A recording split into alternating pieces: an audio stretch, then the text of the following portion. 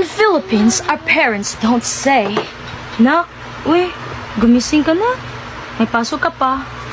They say, Piste pa mata mo, puntag na sa'yo na kaysa puntag. Sige, dyan pa mo katulog. Naumanan lang kung di ka mo. Wala dyan pa mo ka mata. Kami kini sa una. Di gina mawala ang kami sa una. Kami kini sa una. Sa'yo kami mata. Alas 4. Namugtaw na may nangabuan na may wagi may make pa na mag-aswat may dagong galon. Para lang na may kayo na magikawaga sa pinggan nagikaligo. Pero kamo, mga tamaran kay mo. Wala mo naliwat na mo. Lahira kami sa una. Sa una, mamanguan pa may baka o kanding o panait panugway. Antes may eskwela. Tagan pa kayo may buhaton sa'yo sa buntag. Pero dili pa may malate. Kamo gani. Igo na lang pukawon pa kanon. Pero malit japon mo. Piskot mo.